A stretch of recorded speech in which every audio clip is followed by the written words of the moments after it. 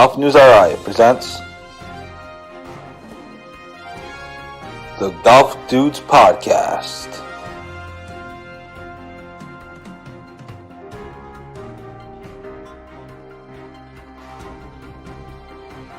Here are the dudes.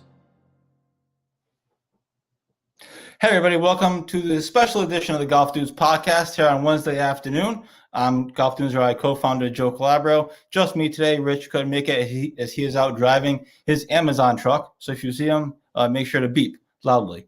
Anyways, thanks everyone for tuning in. Hope everyone's having a great Wednesday afternoon. I'm very excited to be joined by an 11-time Emmy Award winner. He's the co-author of the book Tiger Woods with Jeff Benedict. And most recently, he's the executive producer of the HBO documentary Tiger, which premiered on Sunday with part 1. Part 2 is set to premiere next Sunday, the 17th, and that is Armen Keteyian. Armen, thank you so much for joining us. I really appreciate you coming on. Well, my pleasure, Joe. Awesome. So we have a lot of different things to get into. Obviously, a lot of different ways to go with this. But first off, talk about from a journalism perspective, from a media perspective, whatever it is, what is it like to have your book be made into a film? What is that process like? Well, it was great because, first of all, it was Alex Gibney, who was the Oscar-winning director, documentarian, who obtained the rights to the book shortly after the hardcover came out in late March, early April 2018. And, you know, they allowed us to we became executive producers of the film, but also Jeff and I worked very closely with one of the directors, Matt Hamachek, who did just a tremendous job along with Matt Heineman, the two Matts as we call them. And basically what we were able to do was to act as consultants. We offered a roadmap in the book, a template for where they wanted to go in the doc in the two parts. And then Matt Hamachek and I and Jeff spent a lot of time together on the phone and in person talking about various people that they would want to interview, our relationships with those people, if we could draw on the trust that we had built up over time to get them to sit into the chair. We talked a lot about themes, what was important. Certainly the father-son relationship between Earl and Tiger was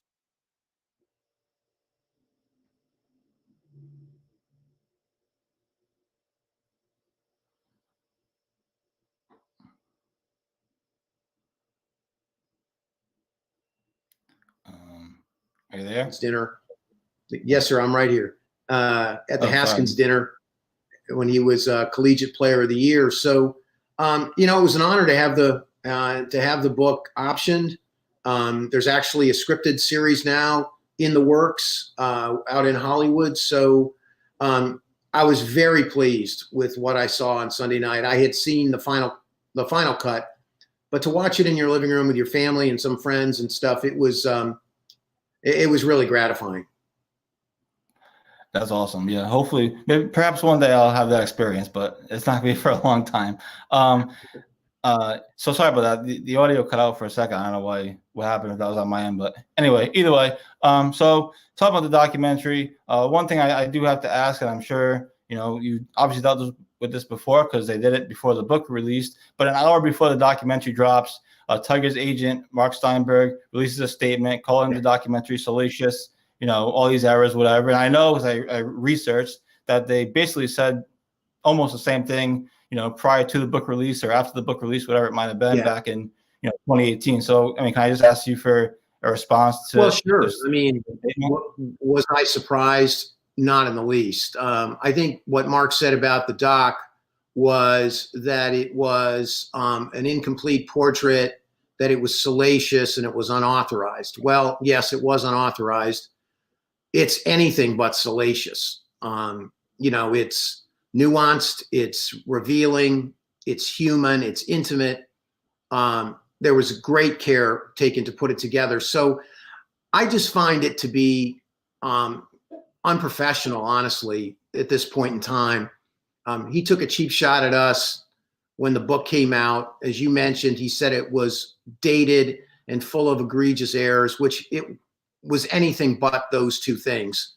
And now for him to come out and say, this is an incomplete portrait. Well, of course it's an incomplete portrait. It's 3.5 hours plus of television. It's not 10 hours, and it's not 15 hours of Tiger's life. So you have to make choices when you're a director, and you're trying to tell a complete story, but you're not going to get everything in there.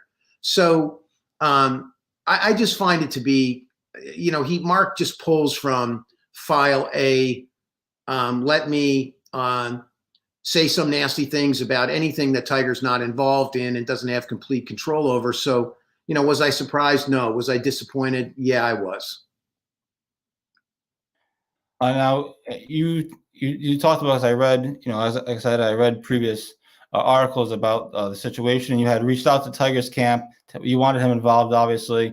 I'm imagining you did the same thing for the documentary. Well, Joe, I don't know whether we Sorry, wanted him involved, to be honest with you. If I could just interrupt you for a second. I mean, look, you have to ask. We asked in the book. Right. We made multiple requests to interview Tiger. For the book specifically, the first time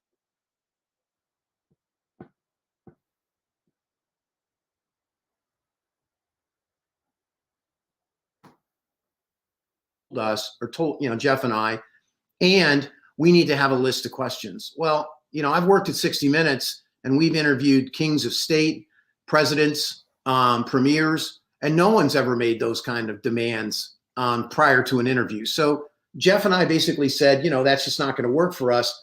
And I know both the directors, Matt Hamachek and Heineman, reached out to the Tiger camp on more than one occasion to request comment or an interview, and they were turned down. So look, all you can do is ask.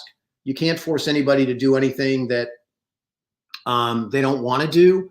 And, that's just the way it is. Right. So fair enough. So let's get into the documentary. That's what people want to hear about, because everyone was gripped to their TV on a Sunday night. And it was interesting because recently Tiger's relationship with his father has kind of come back up a little bit when he played in the PNC championship like a month ago or so, whenever that was, with his son Charlie. People started asking about his father, and he's consistently said, and I've watched all the press conferences, probably like you, that his father didn't really force him to play golf. He wasn't really pushed to playing golf. He kind of chose it on his own. Well, the documentary and the book, for that matter, show obviously a completely different thing, that his father, he was forced to play golf. He even tried to ask his kindergarten teacher to ask his father to let him play other sports. And he basically, one, we saw that he had no childhood, and two, he was going to play golf, basically, no matter what. Well, yeah, I think it's pretty clear that Earl had a vision, and Earl had a plan, a master plan for Tiger. And to counter that a little bit, you don't practice the way that Tiger practiced for hours on end. You don't putt for 6 or 7 hours on a green without interruptions sometimes, not even going to take a bathroom break, without a love of the game and a passion for the game. But was Tiger narrowed into a path that no child would be able to really predict what they want to do when they're 2 years old? The answer is yes. And I think what you see with Tiger in part one, and you'll definitely see more of that in part two, is he just lived a very sheltered life. Those videos of him in high school when he was dancing as this kind of goofy, crazy teenager, and playing the air sax on the floor, and just having a great time. Those were so rich and so revealing, and none of us had seen Tiger in that kind of situation before, or that kind of just kind of crazy, happy teenage kid. And I think when you juxtapose that against what we all witnessed on the golf course, it really makes a point that it was very difficult for Tiger to have anything but the childhood that Earl and Tita had planned for him. Obviously, the documentary shows him winning as a youngster and him winning at the U.S. Amateurs. And obviously, one of those U.S. Amateurs in 1995 was actually played in Newport. And you touch on a cool story in the book, but also, obviously, you show clips of him playing at Newport in the documentary. And you said there's a cool story that you have to go along with that. And I think everyone from Rhode Island, which is all of our viewers, would really appreciate that. It's fascinating. This was really Jeff's reporting. And, it's 1995. Tiger had already won 94 over Trip Keeney at TPC Sawgrass. So he was the youngest ever to win a U.S. Amateur. He won it at 18 years old. So he's now coming to Newport Country Club, just one of the great old clubs in America.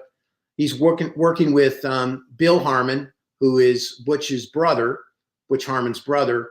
And then and Bill's teaching Tiger how to understand the course, because it's an ocean course, things about wind and controlling his ball and advice on the greens. And then Butch flies in and he's working with Tiger on these knockdown shots against the wind and how to really play the course with a low ball flight. So in the finals, he's facing Buddy Marucci, who's 43 years old. He's twice as old as Tiger is. He's a Mercedes-Benz dealer from Pennsylvania. He's a very accomplished amateur player.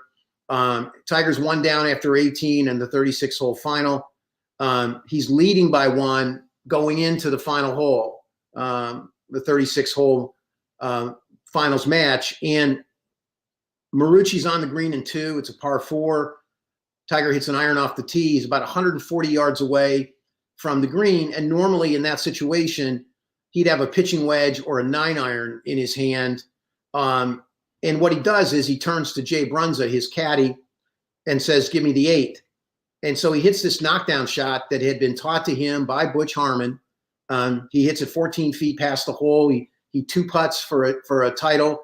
And, it was exactly the kind of the kind of mindset that Tiger would bring to a course. He was going to understand how to play the course as well as anybody. And he was more than willing to engage with people who could provide him with inside information. And then after that, there's another story that goes along with it that's a little less complimentary to Earl. They're in the tent where the celebration is taking place, and Butch Harmon pours the champagne into the Havermeyer trophy, and Earl has had a few cocktails, picks up the trophy and holds it up in the air. And he says, how do you like this, Bobby Jones? And in reference to the great Bobby Jones in his amateur career. And then he says something else. And he says, Bobby Jones can kiss my son's black blank. The word rhymes with bass. And Tim Rothenberg there from Sports Illustrated. And Tim, to his credit, he made an editorial decision not to put that scene in the SI article that he wrote, because he didn't want to put that kind of stamp on Tiger. He understood it was a father, maybe overjoyed with the accomplishments of his son, saying something that was completely uncomfortable, inappropriate with that crowd, but he didn't turn it into a Tiger thing.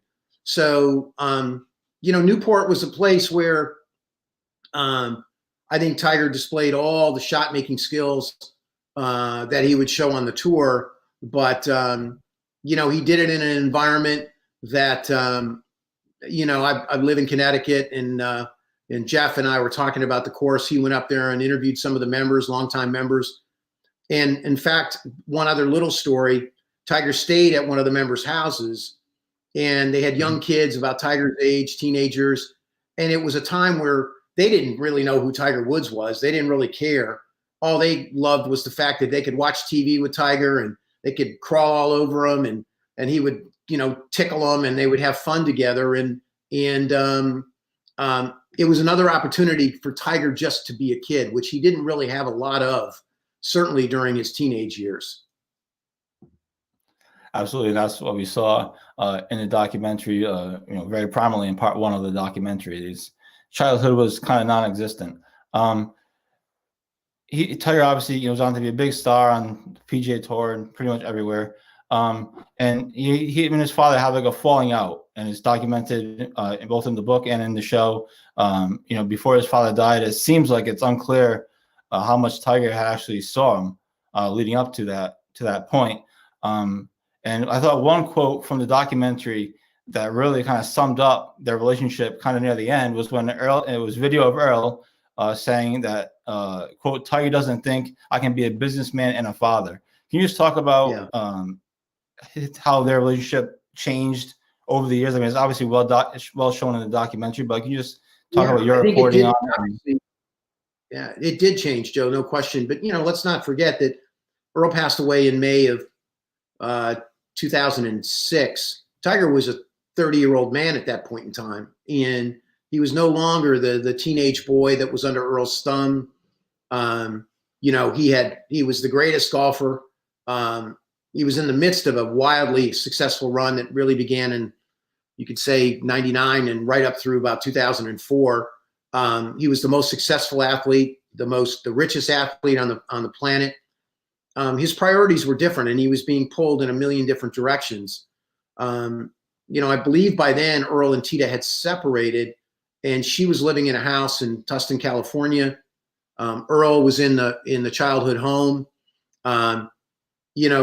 Tiger was, I think, displeased with some of the things that were going on in the home with Earl and other people.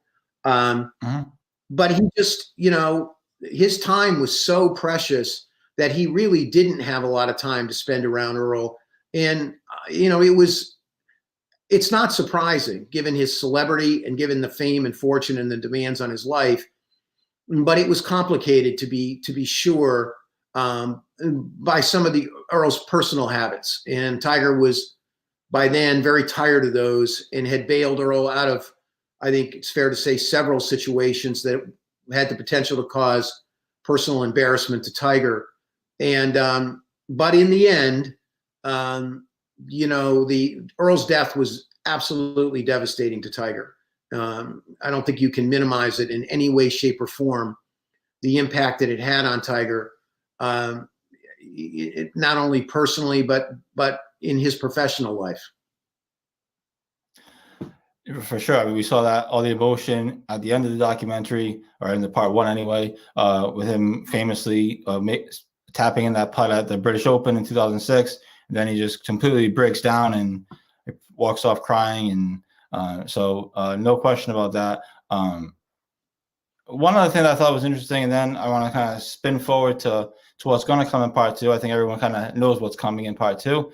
But one thing that I thought was interesting, and I don't know if any other people have pointed this out or not, but some of the people that you talked to in the documentary, some of their childhood friends or people that they grew up with. For example, the golf pro Joe Groman and another man that was interviewed in the documentary. At times, they seem still very cautious of what they were saying. Like Groman says at one point, he's not going to like this shit at all. Talking about Earl. Yeah. Obviously, they're talking about very not so great things. I understand that part, but I just thought that was interesting that these guys who.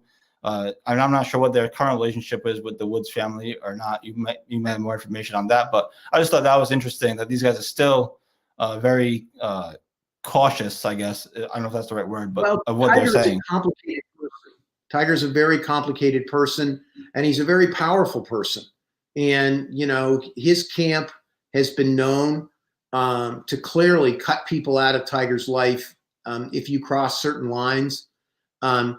I would say the vast majority of the people that are in the documentary no longer have relationships with Tiger, not of their doing.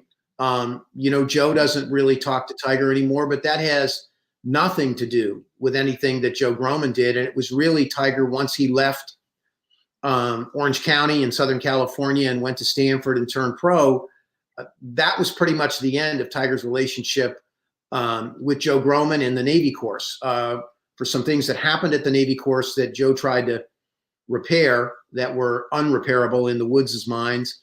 And then, there's Amber Loria, who's is the niece of Mark O'Meara and his first wife, Alicia O'Meara. She was very, very close. She was in part one of the documentary. She's very close, was very close to Tiger for a long time. But after the accident in 2009, Tiger completely cut people out of his life. Stevie Williams is cut out of his life. There's a guy named John Merchant who's from Connecticut. I'm sure people in Rhode Island are certainly some of the golfing community are well aware of John's accomplishments as a golfer and as an attorney in Connecticut. He's passed away recently, but he was systematically cut out of Tiger's life because he crossed Earl in a way that was just the end. So, what we tried to do was you try to vet people that don't have grudges and that don't have axes to grind. I think what you're getting in the doc is a very honest, in many cases, unfiltered view of people's relationships and observations with Tiger. And that's what these docs at their best really are, is, finding people that have something to say, have the ability to speak in a way that's powerful, and can offer some things that other people that people may not know. And I think that book was very successful doing that, and borrowing from the book and some of the people that were in the book to get them on camera. Certainly Joe Groman, Amber Loria, Stevie Williams, was a big get for the doc. He was not quoted directly in the book. So as you mentioned, part 2 is to me just a blockbuster. And we all kind of know about the fall and the aftermath and the comeback. But when you really see it in real time as it unfolds over this hour and 45 minutes that is part 2, it's really powerful. So let's spin it forward here to part 2. Again, part 2 of the documentary airs on HBO on Sunday night at 9:00. If you haven't seen part 1 yet, it's literally plays on HBO like at least 2 or 3 times a day. So you have no problem finding it. It's really good. So that's part 1. Again, aired on last Sunday. Part 2 is coming up this Sunday. Part 2, obviously, as you mentioned, is going to focus on the scandal. And it's well documented, and everything about, Earl cheating on his wife, which you had hinted at. And then years later, and Tiger hated it, right? I remember there was this part where he calls Dina Parr, who was his first girlfriend, and crying on the phone. And she says he's crying uncontrollably. She couldn't even understand what he was saying, or, something along those lines. So he was completely upset about what happened with his father and in that situation. But then, years later, or however many years it was, Tiger has a scandal of his own. And your research and talking to people, what kind of drove him down this path that ended up, finally coming back to bite him? Well, it's complicated, Joe. I mean, the second part opens, and I'll give a little bit of a tease to it. It opens with Tiger after Earl's death, where he makes this decision to really understand what his father went through as a Green Beret. So he goes and trains with the Green Berets in the desert area of San Diego County, and footage is very raw. It's very powerful, and Tiger's married at this point in time, but he's the most famous athlete on the planet. And one of the things that Jeff and I did, and I think the documentary does extremely well, is we're not telling people what to think. We're not lecturing. We're not trying to speak down to anybody in that period of time. We're just trying to help people understand what it's like to be the most famous athlete on the planet and what's available to you if you go to Las Vegas, as Tiger did, and begin to taste what's available in private rooms, in private hotels, in private clubs, or private VIP areas. And Tiger took advantage of things once he understood fame and fortune, what it meant with celebrity. He took advantage of that. But there's another side to that. When you're an A-list celebrity, you draw the attention of the tabloids. In this case, the National Enquirer, which is a publication you really don't want to get on their radar screen. And to be clear about what part 2 is, it's not salacious. It's really not about the sex or the scandal as much as is what happened to Tiger. And then what is the reaction to what happened to Tiger in the media?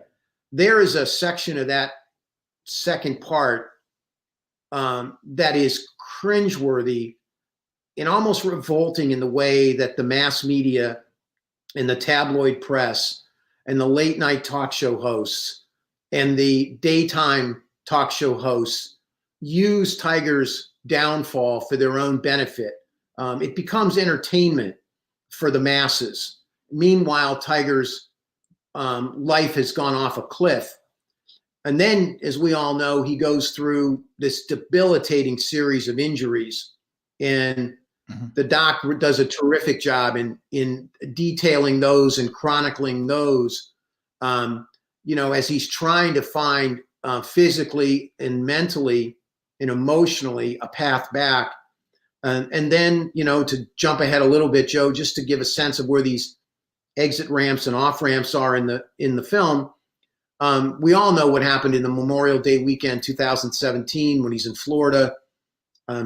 He thinks he's in California. He's on the side of the road in the middle of the night. He's got a rock star group of cocktails in his system.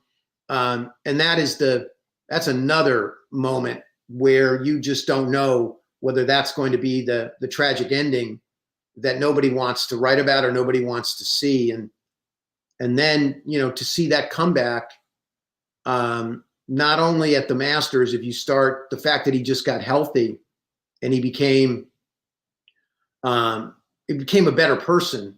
I think he became a more human being. And, he wins the Tour Championship, and then you can't ask for a better storybook ending than what we witnessed at Augusta in April of 2019. Absolutely. I mean, it was. I think that was one of the Masters tournaments. Obviously, every Masters tournament is somewhat unforgettable in its own way, but that one certainly will not be forgotten anytime soon. One I did want to ask about, and this is from the book, if you don't mind, and I don't know if perhaps it's brought up in part 2. I'm not sure, but I thought it was interesting that when you're talking about his original scandal, you guys reported that National Enquirer, actually had the story in 2007, but it was kind of squashed by IMG, which is Tiger's agency, or was Tiger's agency. Can you just talk? I thought that was, from as a journalist, I thought that was sort of interesting. Oh, it's catch and kill. That's what the Enquirer called it. They caught Tiger in a rendezvous with a Perkins waitress that they had been tipped off to by, of all people, her mother. And they got pictures. The Tiger camp at that time was informed. What is Tiger Woods' relationship with Mindy Lawton? They hung up the phone. It jump-started a series of calls between Tiger's camp and the Enquirer. The Enquirer's parent company also owned Men's Fitness. Tiger had relationships with other magazines, including, the Golf World. Virtually impossible under any kind of circumstances to get him to do an interview or a cover story with someone outside that orbit. But there was a deal made, unquestionably. They killed the story, the Mindy Lawton story, in exchange for Tiger sitting down for what I think became a 9-page spread, My Fitness Regimen, that Roy Johnson, a very good ex-SI writer, senior writer, wrote. And the Mindy Lawton story just went away. And I think that gave Tiger's camp a sense of invincibility, that they might be bulletproof in those kinds of circumstances because they were able to kill the story. The problem was that put Tiger on the Enquirer's radar screen. And they started to track him down in Orlando, where Tiger was not quite as discreet as you would hope if you're married at the time, with some of his liaisons with women down there and his activity in some of the VIP sections of the clubs down there in Orlando. Word got out and they started to follow him. And, they got tipped to his relationship to Rachel Yucatel. and for anybody that's followed Tiger's career, we all know what happened with Rachel. Rachel is a very prominent character player in part 2. And it's the first time in more than 10 years that she's ever talked on camera openly about A, her relationship with Tiger, and B, what happened that night that eventually broke up his marriage. Yeah, I mean, that's certainly, like you said, it's going to be prominently featured in part 2. Part 1 ends with her sitting down, and I think she asked a question like, "What do you want me to talk about?" or something along those lines. And so What do you want to talk about? Yeah, as if she didn't really know what the answer was. So all this stuff, as you mentioned, and you kind of spun it forward earlier when you talked about him coming back and winning. After doing this, you spent what, like almost 6 years of the last 6 years covering Tiger and watching Tiger and writing about it. Yeah. So after now this is finally done, right? Part 2 is set to air this Sunday. The book's out. It's a great book. What is, and this is I'm sure a complicated and loaded question, but kind of after all this and all these projects you've done, what is your perspective on Tiger Woods, the man, Tiger Woods, the golfer, the father? What kind of perspective do you take away after, like you said, spending years of your life really like grinding this stuff out with him in some ways? Yeah, I felt like a Tigerologist for some point in time. You spend so much time, and I go back just briefly to it was January of 2018. The hardcover book was just about ready to come out, and Jeff and I did not have an ending to the book. We didn't really know what the future. We couldn't even guess what the future was holding because he hadn't really played. He had gone down and played in that thing down in the Bahamas that really doesn't tell you anything. He was healthy, but you really didn't know, could he compete on the tour? And I didn't know, and Jeff didn't know, because I hadn't seen Tiger in quite some time in person. So I went out to San Diego to the Farmers at Torrey Pines, and I was able to, get credentialed, and I was around him enough to really see how he was interacting with fans, how he was interacting with his fellow pros. And I was immediately struck by how accessible he was, how engaged he was, how empathetic he was in certain situations to not only the media, but his fellow pros and fans. But he seemed more human than I'd ever seen him before. And that was the word that really struck me. There was a humanity to Tiger that we hadn't witnessed. He made the cut. He made a big putt on Friday to make the cut. He played well. He was able to sustain 4 rounds of golf. And so I came back and I wrote something that said, in essence, that Tiger seemed poised to show a new generation of pros and fans just what a living legend looks like. And so I think that was the beginning. And so that's the golfer. We know kind of what happened with him. He was able in September to win the Tour Championship. Obviously, he won again. We talked about the Masters. But then you saw him, how he interacted with Charlie and Sam and Erica, his girlfriend, and hugging his mother. It was just a Tiger Woods that I don't think many of us who had followed his entire career had ever seen before. And just as importantly, you watched what the Ricky Fowlers and the Justin Thomases and the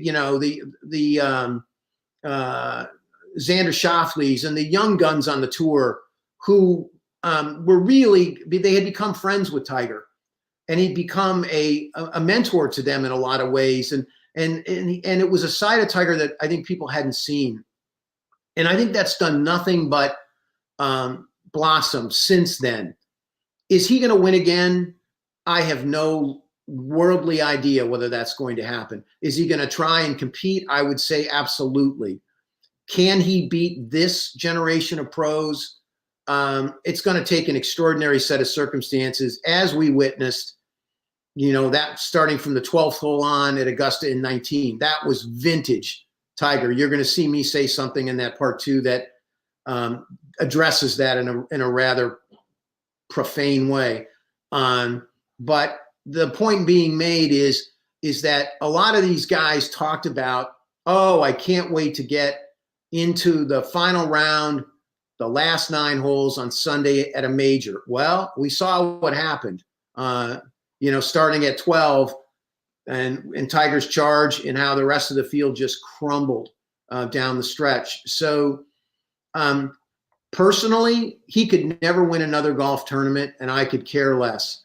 I think his greatest comeback was crawling out of that hole Memorial Day weekend 2017, back into the light, to become a better father, to become just a better person and a more humane human being than I've ever witnessed. I could care less whether he wins another tournament. I think, knowing the fact that he's probably lived 3 lifetimes up to the age of 45, I just hope the next 45 years of his life are, enjoyable for him, because he certainly deserves it at this point.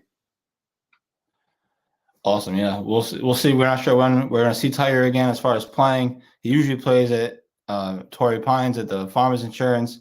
And that's coming up in a couple of weeks. Although California has all kinds of COVID problems themselves, so who knows what that's even going to look like. But that's usually where he plays, so we'll see. But he needs one more win to break Sam Snead's record, as everyone knows. But we'll see. Like you said, even if he doesn't ever win again, everything he's done, and his biggest victory was crawling back and becoming relevant again after not just one scandal, but 2. I mean, the drug addiction wasn't necessarily I wouldn't call it a scandal, but two really tumultuous events that probably would have sunk anybody else.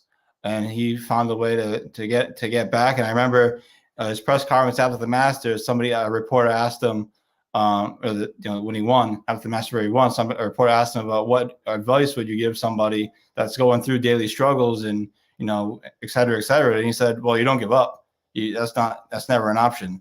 And so I thought that was appropriate, because he could have just gave up and gone away and hid in his mansion and never seen him again. And he didn't give up. He just kept fighting.